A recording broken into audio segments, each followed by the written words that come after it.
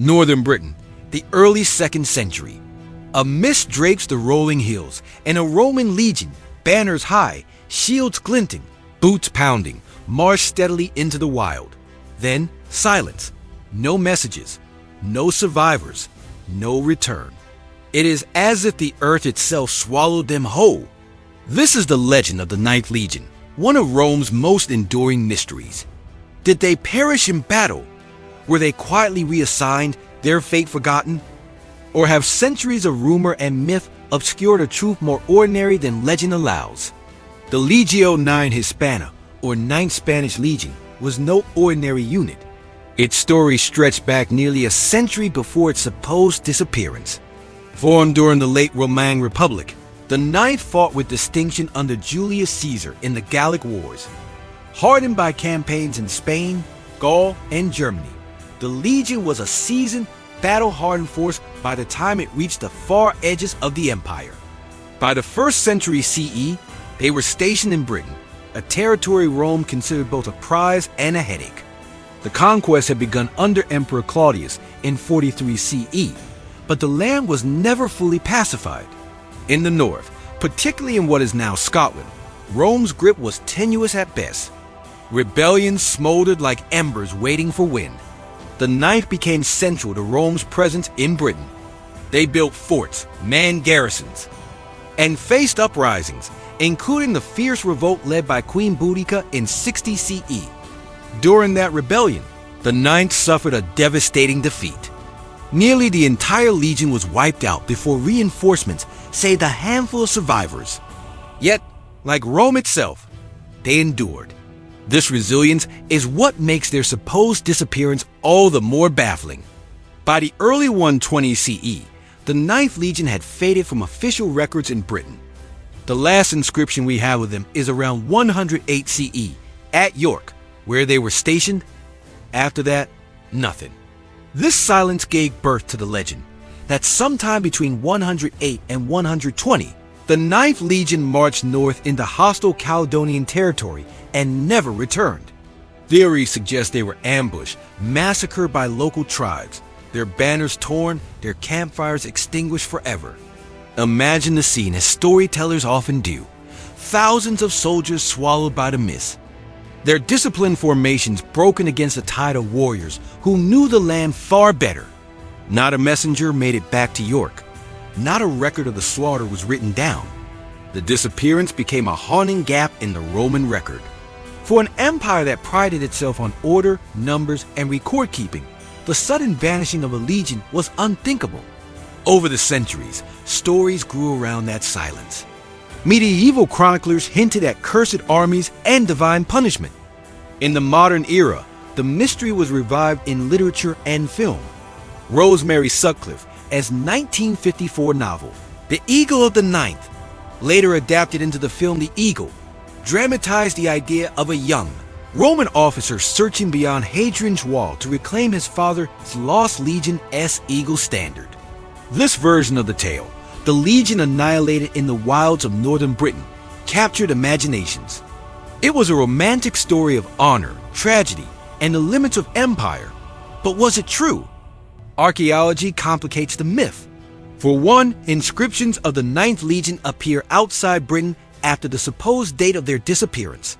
Tiles stamped with the mark of the Ninth were found in Nijmegen, in the Netherlands, dated around 120 CE or later. Some historians argue this is evidence the legion was not destroyed in Britain, but instead transferred quietly to the continent. If that's the case, why did records in Britain go silent? Did Rome deliberately obscure a humiliating defeat? Or did later storytellers simply fill the gap with something more dramatic? Adding to the confusion, there's no mention of such a catastrophic loss in contemporary Roman writings. Tacitus, Cassius Dio, and other historians of the time were not shy about recording disasters. The annihilation of a full legion would surely have been noted, unless Rome wished to bury it. The fate of the Ninth Legion has puzzled historians for centuries, and over time, several competing explanations have emerged. The most dramatic, and perhaps the most enduring, suggests that the legion marched north into the wilds of Britain, where it was ambushed and annihilated by hostile tribes. It is a story that resonates with the silence left behind in British inscriptions after their last known presence at York. Yet, for all its allure, no direct archaeological proof has ever confirmed such a catastrophe. Another possibility is less cinematic, but equally compelling. The Legion may not have died in Britain at all. Evidence from Nijmegen in the Netherlands hints that the ninth was quietly transferred to the continent, perhaps even farther east to troubled provinces such as Judea or Armenia.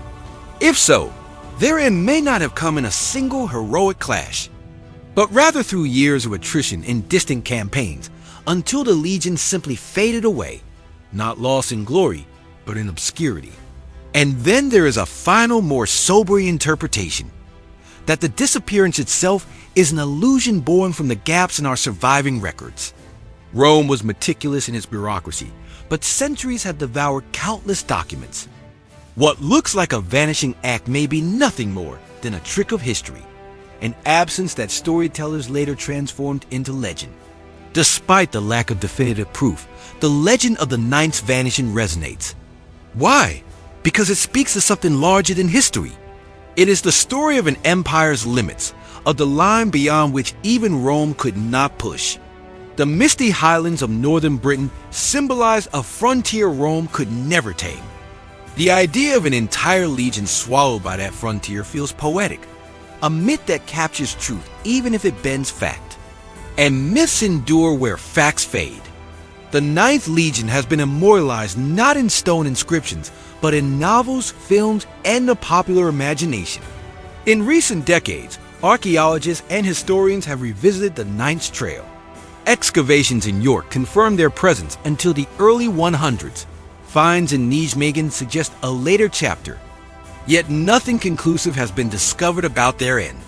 Some researchers argue fiercely that the Legion perished in Britain, pointing to circumstantial evidence of northern uprisings around the time.